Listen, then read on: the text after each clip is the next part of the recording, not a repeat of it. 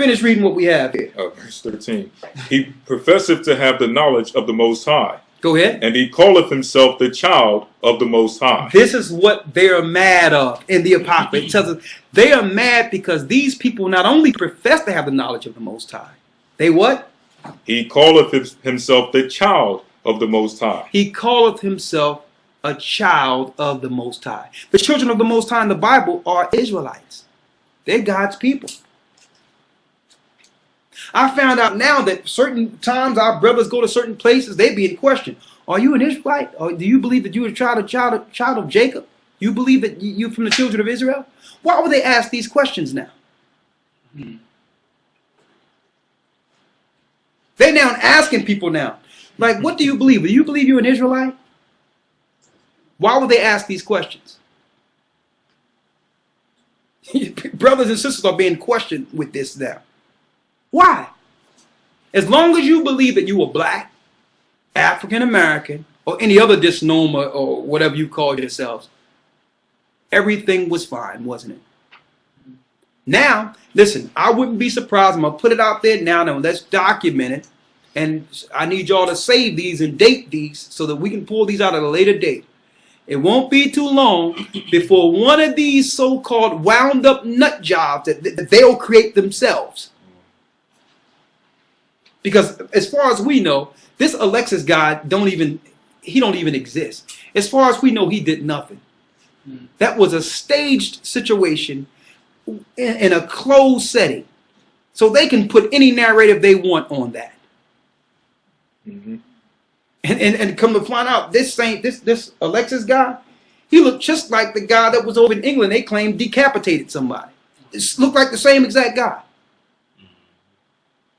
But even though we don't know what really happened, and I could care less, I'm just looking at the overall perspective of scriptures of what they will do to come after us, according to how the Most High say that how they really feel about us. They will use a narrative of this Alexis guy, but it have nothing to do with him.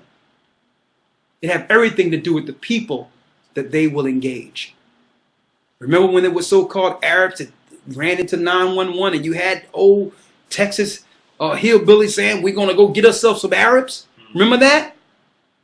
So now, if they got this guy running loose, next thing you know, they're going to be like, well, listen, we got to watch out for these people now. These black people, hey, they're the underwear bomber. They're the Christmas tree bomber. Oh, they went crazy over in the naval place. And it won't be long before they throw a Mitri, one of these. Even though I don't got my head covered at the top, this is a Mitri I have on. I wouldn't be surprised if they wrapped a Mitri on somebody they will whine that they've been programming a long time and try to attach them to some church or something and say that they did this or did that. Won't be too long. Won't be too long. Because they want to go after those who know the truth. That's what the narrative really is about. It's about them coming after the children of Jacob. Why? Because they don't like the fact that we profess that we are the children of God. Now, how do you know it's not talking about the people over in Israel today? Because there's no problem when everyone say they're the Jews. Who's fighting against that? They say they're the Jews and everyone is fine with it. But they are upset that we know that we are the Israelites, that we are from the tribe of Judah. We're from Benjamin. We're from Levi. We're from Simeon. We're from Zebulun. See? Our people are from the rich families of the Bible. Our bloodline links back to Christ, Mary, Joseph. See? So they're saying they claim they're the children of God. Well, we are. We fulfill Deuteronomy 28 when it says that we would go in the belly of ships and be sold to the heathen. When Christ says the Romans going to come against you, when the desolation is nigh, when they come after you with swords, flee into the wilderness. It was our people that fled over the Atlas Mountains into Africa, hiding from the Romans. Through time, we lost our identity, and eventually we are fulfilling the prophecies of going into captivity until Christ free us. That's the truth.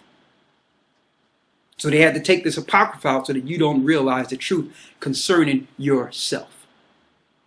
Read. Verse 14. He was made to reprove our thoughts. It says he was made to reprove our thoughts. That means the Most High created us to correct their teachings. They would rather just go on and do what they want to do and have no one tell them that they're going the wrong way. They don't like that. They don't like, because why? They gain a conscience that way. They can't operate freely with someone showing them that they did something wrong or they're doing something wrong. Read.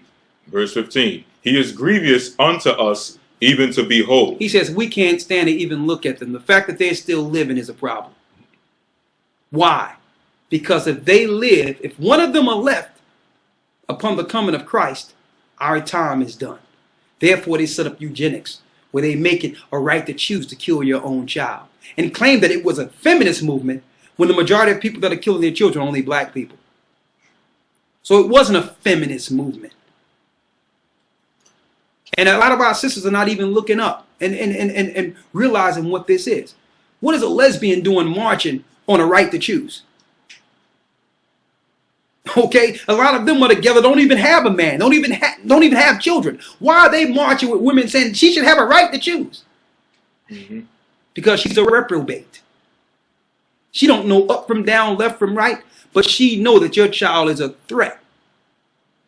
So they'll try to either program the child to be adverse to God, or say kill the child altogether, because they are upset with the God who created that miracle in your womb. See?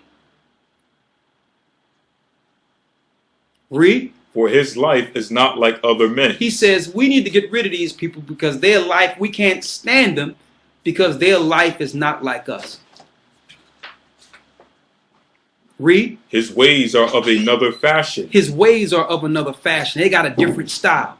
That's why they try to make unlawful any style we come out with. Not that I agree with every style, but for years I've seen down, when you look down south, I've seen hillbillies walking down with no underwear and their jeans sagging off and fixing tractors and all that. No one made it a law that you couldn't sag your pants then. But it seemed like every fashion, anything that we come up with, it's against the law. You notice that? It's against the law. Because why? Our fashion is not like them.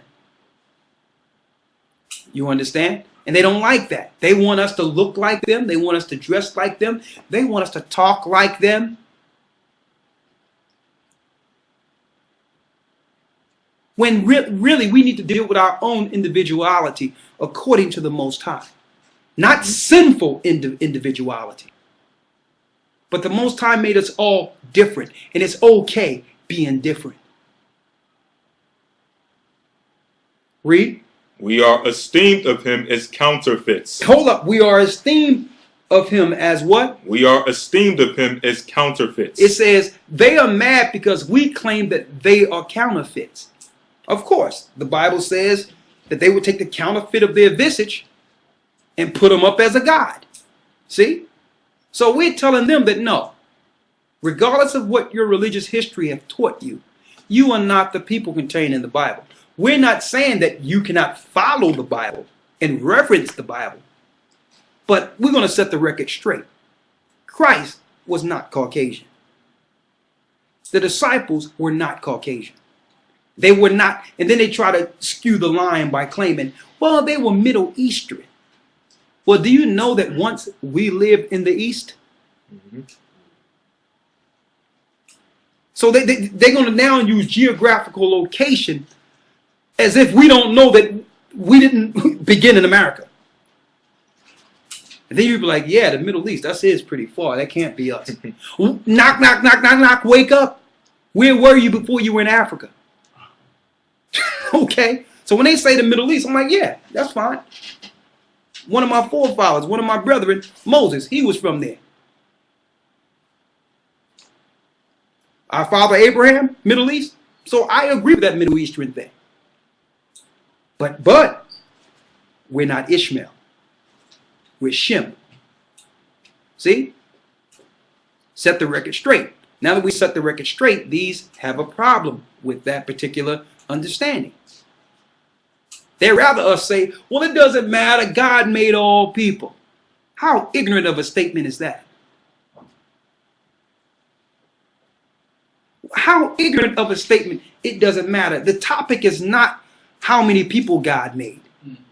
That's not, you done shift the conversation. The question is, who pertains to the prophecies concerned in the book? That's the question. Not whether or not God made everybody. That's not even something that can be argued. But not once in history, have it been recorded where one race of people enslaved millions of another race. And I don't care what race you put on the table. There's no place in history where black people took 1 million white people into captivity, or 1 million Chinese people into captivity, or 1 million East Indians into captivity. It's not recorded nowhere. So you can't tell me that profound history is not contained in the Bible and that it's of no significance. That's the first time in history that millions of people were enslaved by another race. That's Deuteronomy, the 28th chapter. So that is important. Why? Because these people must come back to the Creator. These people, believe it or not, are the next leaders of this earth. And that's not boasting. It's the truth. Every nation have their time to rule. And ironically, the people who receive the law, statutes, and commandments through their downfall have not received their turn. And the Most High is righteous. He gave the earth to the Romans for a time. He gave it to the Greeks for a time, the Persians, the Babylonians. Every other nation on earth had their time to rule. And they know that the people who have enslaved through all those captivities who were enslaved, time is next. They understand this. So they have shifted the narrative to try to destroy these people before the prophecy is fulfilled. So you can't tell me it's not important. And you can't tell me that, well, God made all people, so we shouldn't even talk about this. There's a reckoning in the earth. With all the wars and the destruction of the earth, one empire is going down and another is rising right before your eyes. And it cannot be taken down by taking down a group. You understand? Because there is no group. Okay?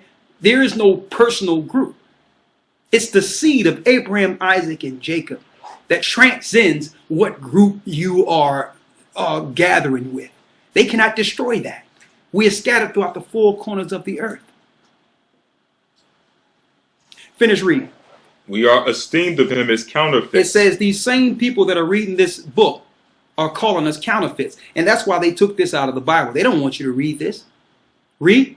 He abstaineth from our ways as from filthiness. And he abstaineth from our ways as filthiness. We do. We go into a restaurant and see them put some pork bacon, I'm just using it on a low degree, or some ham on the grill, and they think they can just throw what we want to eat right after that. And we're like, excuse me, we need you to clean that grill. A matter of fact, I'm going to be back in an hour. And I want you to clean that grill. Or they'll sit there and have your food right next to some pork juice. No, we don't do that. But they'll look at us like, what?